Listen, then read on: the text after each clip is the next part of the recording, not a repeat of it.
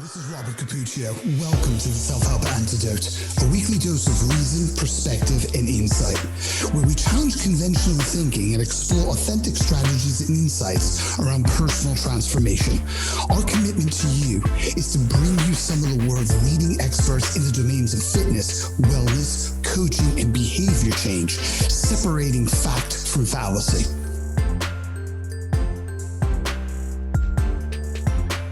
Okay, so being that it's the beginning of the new year, I'd like to answer a question around how do you start off the beginning of a coaching relationship? Some form or another of what is the why, the what, and the how of the very first session that you're going to have with your client. I think that's a really important question to answer, and it's a great time to answer it. So the first session, it's arguably one of the most important within the coaching relationship, because this is where we set the tone, we establish trust, and lay the foundation for meaningful change.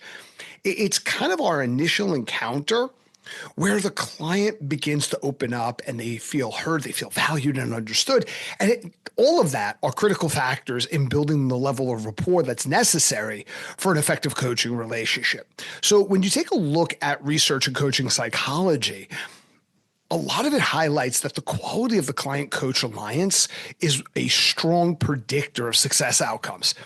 It's also the moment where clarity and alignment start to become established.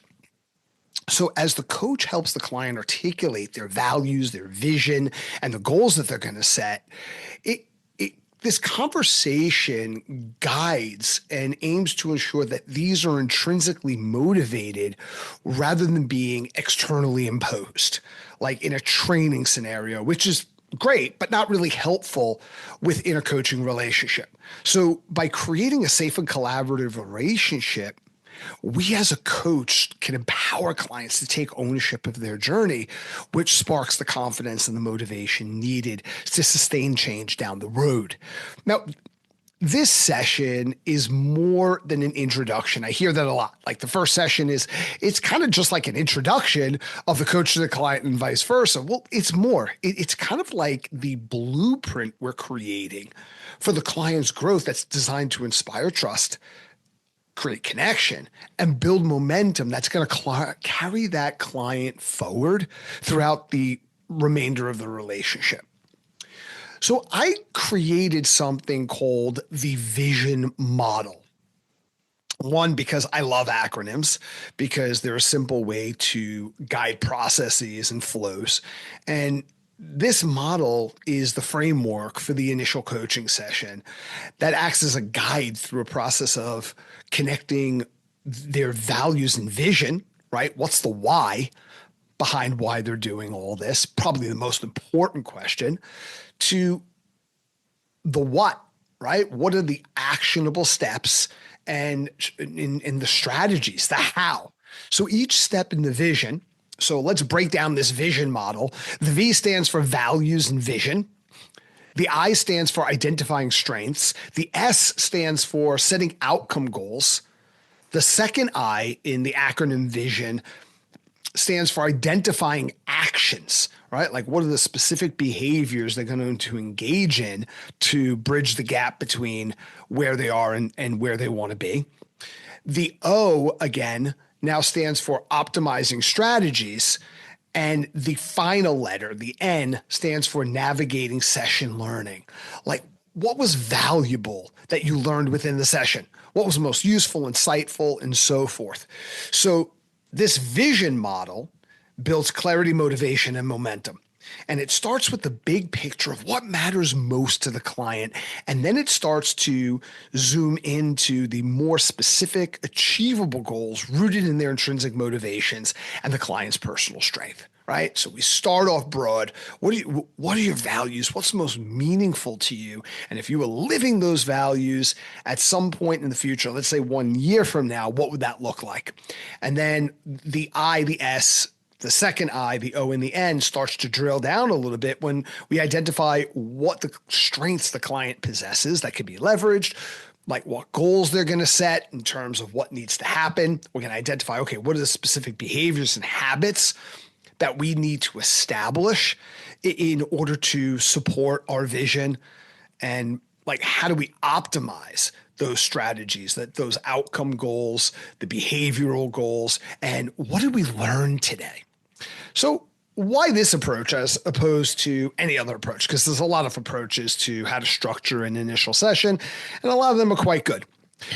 And first of all, I talked about by setting up an acronym, it allows you to have a structured flow to where you can get really specific, or let's say, instead of an hour, you only have 30 minutes for some strange reason with a client. It gives you a lot of flexibility. So the more structure you have that's specific yet malleable, which I believe this is what this vision model is, the more adaptable you're going to be to the client's goals, needs, wants, and abilities. And it's also based on research by Rolnick and Miller, who are the pioneers behind motivational interviewing, shows that when people are able to allow their goals to align with their core values, they're far more likely to sustain the changes that they make. And add that to tools like SMART goal setting, which has been proven to improve outcomes. And now you've got a process that's compelling, it's grounded in evidence, and it's easy to follow. So the vision model isn't just a framework for coaching, it's a personalized roadmap that kind of leaves clients feeling empowered and ready to move forward, sort of like they've just discovered the GPS coordinates for their own success. So let's take an overview of a 7-step structure that I believe builds the framework for the initial coaching session. The very first is establishing rapport and setting the tone. This can be done in no more than 5 to 10 minutes. And our objective is to build trust and create psychological safety within a welcoming and engaging environment. So these are where we do things like greet the client and establish a conversational tone. It's where we discuss the purpose of this session and future sessions, and we set expectations and clear up any questions or misunderstanding. I mean, some people have a hard time, even when they've hired a coach, to discern the difference between coaching, consulting, advising, mentorship. This is a really great time to do that. We also do things like discuss policies, like missed session policies, late policies, that policies that are immediately relevant, like confidentiality. Like, what can you expect around confidentiality in this session and future sessions? And what are some pre-session work that needed to be done up until this point, like assessments, if you will? It's also a great way for us to utilize sensory acuity to gauge the individual's mood and readiness. Things like, in a word, what are you feeling in this present moment? If someone's highly anxious, that might not lend itself to the clarity and the conversational dynamic that we would need to have a productive session. So we might lean into breath work for a couple of minutes before we move any further. So number 2 is values and vision, right? The V in the vision model. And our objective here is to clarify what matters most to the client, not within the context of just the coaching session and why they hired you, but in general, in life, right? Because that's something that we're going to need to connect their goals and their strategies to optimize their chances of success. So what matters most, and how does it connect to their long-term vision of what life looks like and feels like, and what are the tangible behaviors that they're engaged in every single day when they're living in alignment with those highest values. So here's where we would ask questions like, what's most important to you in your life? Or given the context, maybe what's most important to you in your work? If everything in your life were just right, it's exactly the way you would imagine it. If everything was going as it should, what would that look like? And we would use reflections and summaries to their response to ensure mutual understanding at that point. We would help the client visualize their desired future vividly. In the third component of this session, we would move into the very first I in the vision model, which is identifying strengths and resources. So here, this could take about 10 minutes, and we would highlight the client's existing capability and supports. So we might ask a question like, what do you most attribute to the most important successes you've had in your life so far? Or what strengths and resources have helped you succeed in something that's really important to you in the past? And this allows us to explore their current support systems, their innate attributes that are valuable in situations like this, and kind of recall strategies and other aspects of how they've tackled challenges before. This is where we can also emphasize their potential by reframing self-doubt or negative perceptions in more of a positive light. Step number 4 is setting outcome goals. So our objective here is to define clear, meaningful, and achievable goals that align with their vision and values. And to do this, we could use, like I mentioned before, like a SMART goals. And SMART stands for setting goals that are specific. I want to lose weight. Well, okay, how much weight are we talking about exactly? Measurable.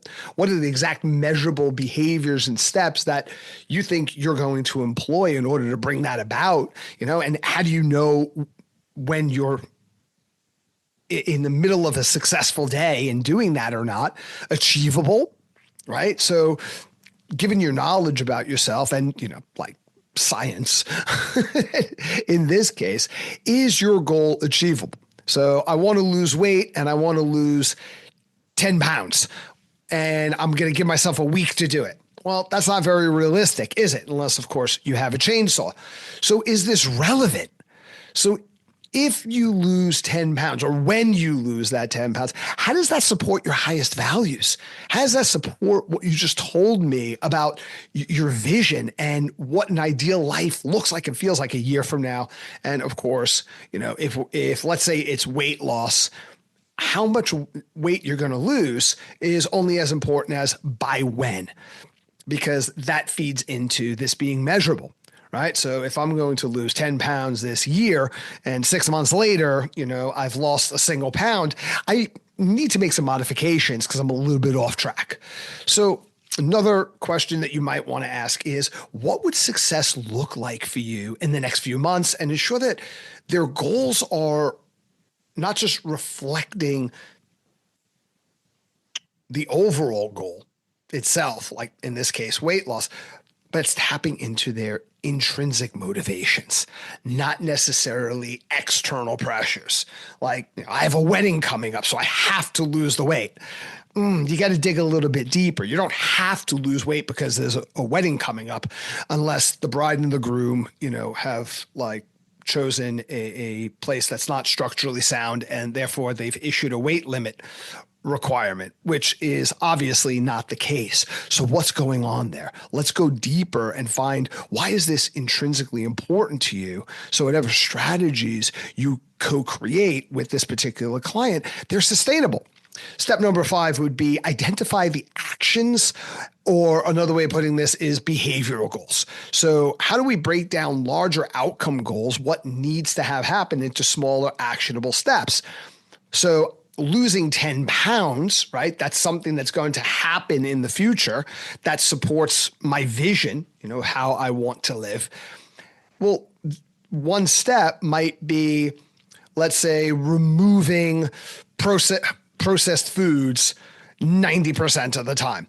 Or another action might be a specific workout plan that this person's going to engage in 3 days per week. And then that breaks down into smaller actionable goals. Like, okay, what does that workout plan look like? What type of workout? What is the acute variable manipulation? How long are you going to work out for? So on and so forth. So you're just going to collaborate to identify immediate actions that this client can take.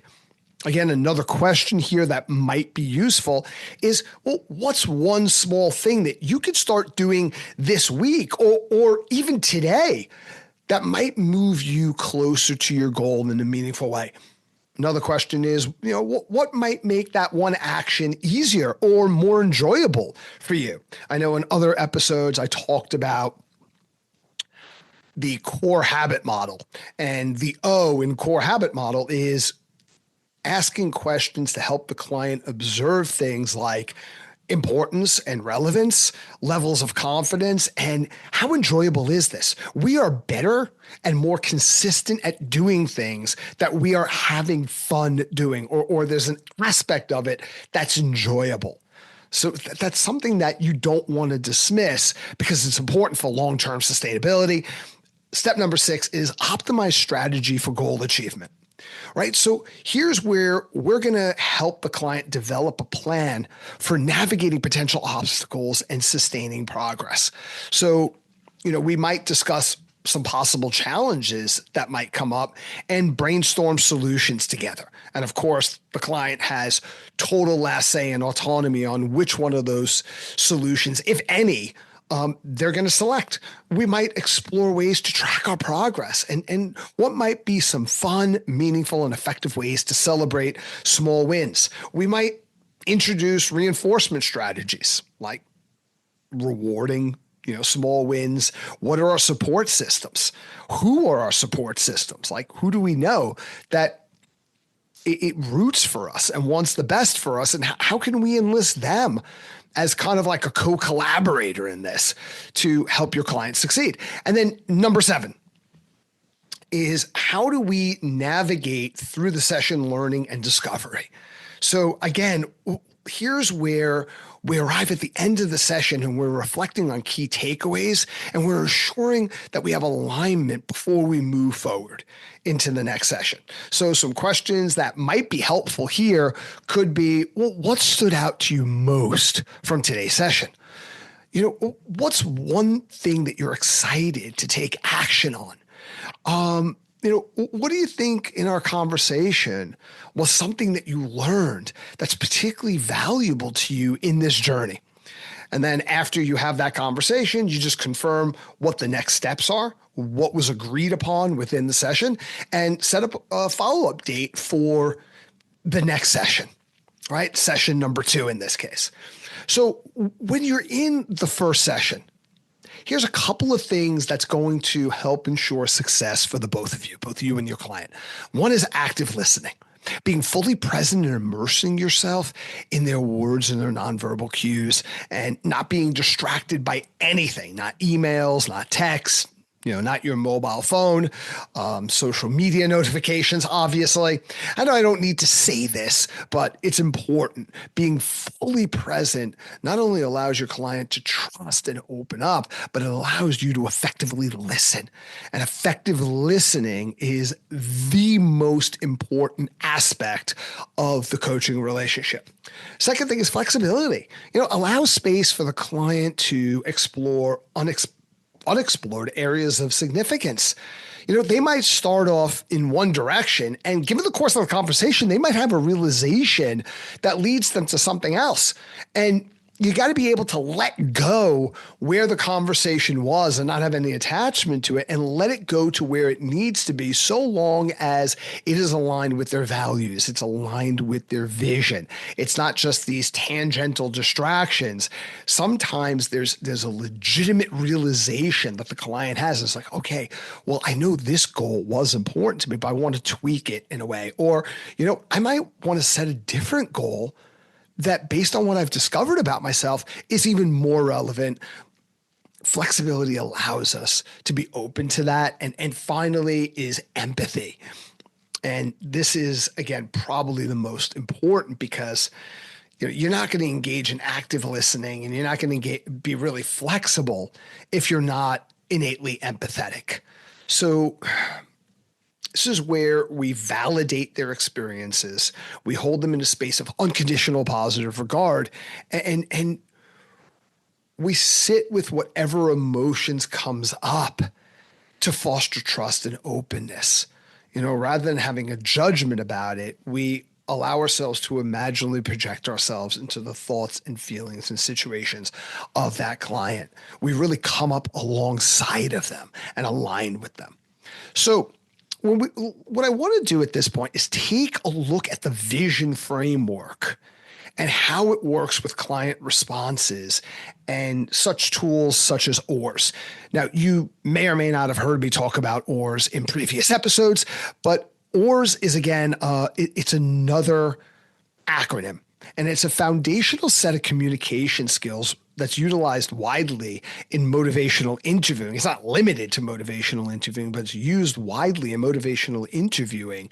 And it stands for O, open-ended questions, A is affirmations, R is reflections, and S is for some reason. It's essentially kind of like a Swiss Army knife for guiding conversations that encourages insight, motivation, and change.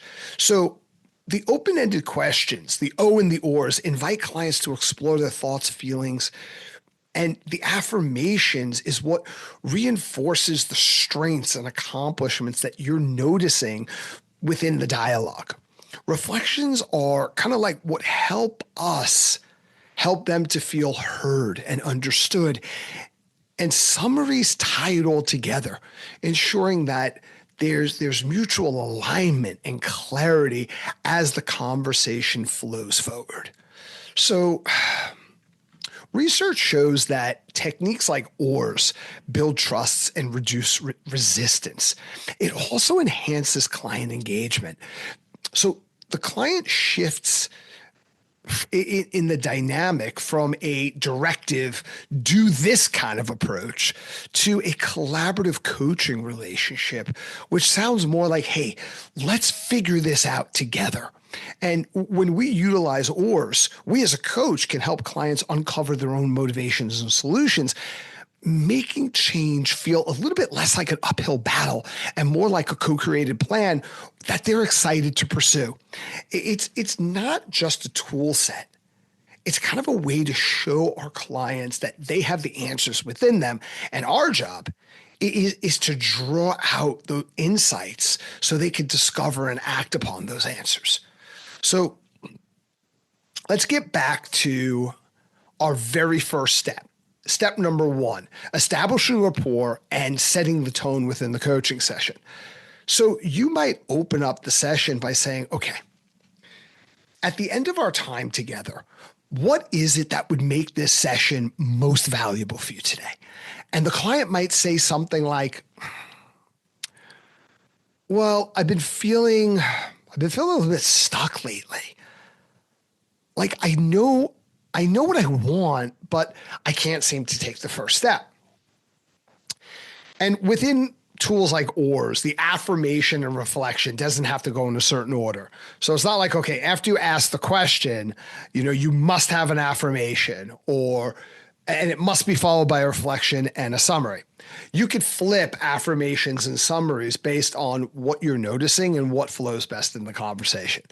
So an example of that is, so let's say in this case, you're listening to, I'm feeling stuck lately. I kind of know what I want, but I don't know how to take the first step in getting it. A reflection might be here. Okay, so it sounds like you have a pretty clear sense of direction, but something's holding you back from moving forward. And you're here because you want to find out exactly what that is. So an affirmation might be, it's really great that you're this self-aware. And even though, this seems a little bit frustrating for you, you're willing to do the work to kind of sort this out. A lot of people struggle to even identify what's holding them back. You're looking to tackle it head on. See how that works within the conversation. A summary might be, okay, so today we're going to focus on understanding what's keeping you stuck and explore how to take that very first step. And, the client might go, yeah, that's exactly what I'm looking for. And they feel validated, they feel heard, and the conversation feels on track to them. So let's take a look at step number 2 within the first coaching session. And this is the first letter within the vision model. This is where we explore our values and vision. And it might start with a question like, okay, so with all the things that are happening in your life right now, what's most important in your life? Or, depend on what happened in the conversation earlier, what's most important in your work? So the client might say, well, my family and being a good role model for my kids. And I also want to feel healthier so I can keep up with them, which isn't necessarily easy all the time. So reflection here would be from the coach. Okay, so being present for your family as well as modeling healthy habits seems to be really important to you right now. And the client client's going to let you know if that's not it. There's no such thing as a good reflection having to be an accurate reflection, because an inaccurate reflection still opens up the conversation where a client's like, no, that's not exactly it. Or they might go, yeah, that's it. I don't want them growing up thinking, it's okay to neglect yourself just because you're really busy. And that's kind of revealing as well. And an affirmation might sound like, that's such a powerful insight. You're not just thinking about your own health, but also how your actions impact your kids' mindset about their own well-being. Now, not only is that a powerful affirmation, but one of the great things about affirmations is if your client nods to that, if they implicitly or explicitly agree to that, that creates a motivational driver, or it doesn't create a motivational driver. It uncovers a powerful one that can be utilized throughout the coaching relationship, if you see what I mean by that. A summary would be, okay, so your vision includes being an engaged parent who sets a strong example of prioritizing health and balance. All right? There's a lot of different directions, but that's a powerful one. And the third step within the session is identifying strengths and resources. So as a coach, you might ask the question, well, when have you successfully overcome challenges like this before? And the client might say, well, last year, I managed to quit drinking soda after years of trying. I started small with just 1 day a week abstaining from soda, and I just built on that. So the coach's reflection might be, well, it sounds like you've already proven to yourself that you can make sustainable changes by starting small. Do you see the power of that? If the client agrees to that, you've already through that. That wasn't an affirmation, but it was a validating reflection that also covers that this person can adapt, they can get clear on what they want, they could do the work, they could persevere. They've already proven that they have the ability to look at something that's getting in the way of what it is they want to be in their life or do in their life, and they could take steps to modify their habits to remove that element. That is powerful. Right? And the client might come back and implicitly agree, but also push back a little bit. They might say something like, well, yeah, I did, but somehow this feels harder. And this is when affirmations could be more important than asking the very next question, and definitely more important than inserting advice here. So an example of an affirmation at this point could be, quitting soda was a huge accomplishment, and it shows that you have the discipline and patience to stick with a plan. We can build on that strength. A summary could be, so your ability to take one small consistent step has worked for you before. We can use that same approach here as well. Step number 4 within the initial coaching session is setting outcome goals, by using things like SMART goals, scaling, and connecting values to outcomes. So the coach might say something like, okay, well, what specific change would you like to see in the next 3 months? And the client might come back with something like, well, I want to lose some weight, right? Some weight, but mostly I just want to feel more energetic and less stressed. It's the coach could reflect with, it sounds like feeling more energized and reducing stress are your main priorities, and weight loss is more of a pathway to getting there. Client could be like, yeah, exactly. I focused on weight before, but it never really sticks. I want to feel better overall. And an affirmation here could be, that's a really balanced perspective. Prioritizing energy and stress shows that you're thinking about what truly can make a difference in your life, as well as a difference for the people in your life that you really care about. And what the coach could do from that point is drill down to specificity. Okay, so let's make this more specific. What does feeling more energetic and less stressed look like in your life day to day? For example, like another thing would be, how do you know when you've achieved it, right? How do you know when you're doing the right things? What are the metrics? So how is this specific and how is this measurable is what we're asking the client. And they might say something like, well, I guess I would wake up feeling more rested most days, more clear, rather than having to drag myself out of bed and like power down 2 liters of coffee just to get going. Hopefully that's not the exact case, but, and they might say, I want to have the energy to get through my workday without feeling drained. I want to be able to stay calm when my kids are acting up.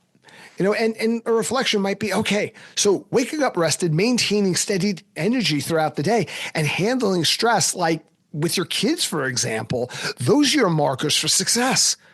And the client, again, might say, well, I'm kind of thinking about this instead. Or they might go, yeah, that's exactly what I'm aiming for.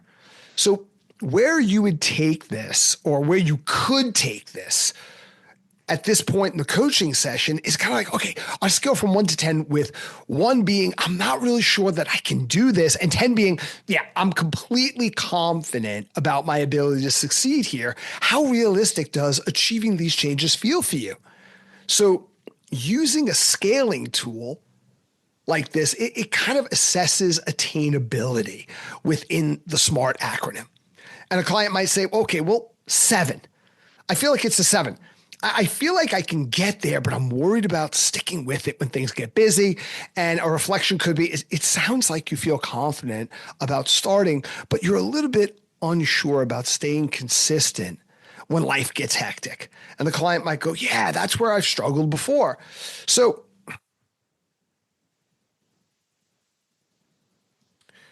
you could, at this point, say, okay, if you were to modify your goal, in what way could you modify your goal that would take that level 7 of confidence and move it to a clear 8? Another question could be, what's your biggest motivation for making these changes? How does achieving this goal connect to your values? Like being there for your family or setting an example for your kids, because these types of questions deepen relevance, which is the next part of the SMART model. So if a client says, if I feel better, I think like I'll have more patience with my kids, and be able to show them that taking care of yourself is important, not just for your overall health, but how you react in the world. I don't want them to grow up thinking it's normal to always feel tired and stressed out. So an affirmation for you, the coach, at this point could be, that's a powerful reason. You're not just improving your own well-being, you're actually modeling a healthier, more engaged way of living for your kids. That's a legacy worth working for, right? So you have that reflection there. And the coach could further say something like, okay, let's refine your goal to make it SMART. Over the next 3 months, you'll focus on making these changes. Improving your sleep so you wake up rested 5 out of 7 mornings a week, maintaining steady energy throughout the day by eating balanced meals and walking for 20 minutes at least 3 times a week, and managing stress by practicing deep breathing or mindfulness for 5 minutes a day every day. Okay, does that sound like the goal you set for yourself, right? And all we're basically doing is walking through SMART goals: specific, measurable, achievable, relevant, time bound. And the client, could come back and say something like, yeah, that sounds good. I think these are small enough steps that I could stick to them, right? And then you as the coach could ask, well, what would help move you now from, let's say, a 7 to an 8 on your confidence scale. So client might say something like, well, if I had a simple plan and reminders, I think I could be more consistent, if I had those things. And as a coach, this is a great way to summarize everything you've talked about thus far in this section of the coaching appointment. So your goal is to wake up rested 5 mornings a week, walk for 20 minutes 3 times a week, and practice mindfulness for 5 minutes every day. And you'll focus on keeping it simple and utilizing reminders to stay on track. And this aligns with your vision of feeling better and being more present for your family, as well as modeling what a successful, engaged life looks like, even when you're busy. So when I say that, how does that feel to you? And the client could say something like, it feels like something I could actually do. And I'm excited to get started from there. So if you get an affirmative response in this phase in the coaching session, we can move on to step number 5 of the initial session, which is identifying actions and behavioral goals. So as a coach, you might ask, okay, great. What is one small step that you could take this week to move you closer to that goal? Let's say the client says, well, I could go out for a 10-minute walk after dinner. It's not much, but I think I could stick to that. A reflection might be, okay, wow, so you're choosing something manageable and tying it into a specific time, which makes it easier to build into your routine. So the client might respond by saying something to the effect of, yeah, I think I just need to start small and not overwhelm myself. So an affirmation could be, well, that's a self-aware approach. It shows that you're setting yourself up for success by focusing on what you believe feels doable in the beginning. And a summary could be, so this week, you are going to take a 10-minute walk after dinner as a first step toward a more energetic you. Step number 6 is how we start to optimize our strategies for goal achievement. Like, how do we optimize our outcome and behavior goals? And a question that we might ask that could lead into step number 6 in the session and the O in optimization could be, well, as you set this goal, what challenges might come up? And if they do, how could you handle them? Right? And, if you've built rapport and you have a psychologically safe and at the same time engaging environment, you're likely to get more of an honest answer. So a client might say, well, if it's cold outside, or if I've had just a horrible nightmare of a day and I'm really tired, I might skip it. And without jumping into fixing or advice, you as the coach at this point could offer a reflection saying something like, okay, well, it sounds like your energy level and the weather could be potential obstacles. This opens up the invitation for the client to expand on that. And they might say, yeah, and if the kids need me, I might not even have the time. So this is a great point to lend an affirmation. And an affirmation could be acknowledgement. Like, it's great that you're already thinking about these challenges because it shows a lot of proactivity and commitment to staying consistent. What could you do to make it easier or more sustainable, even on days when it gets really tough? And the client might say, well, okay, I could walk indoors, or I could do something quick like mobility exercises. And then at that, you could give a summary to the client saying, okay, so you'll adapt by walking indoors or doing a mobility type of routine if the weather or time starts to become an issue. So now they're having contingency plans because something always gets in the way. And there are 2 types of things that gets in the way. There are conditions and excuses. Conditions are actual things that get in the way. I'm going out for my 10-minute walk.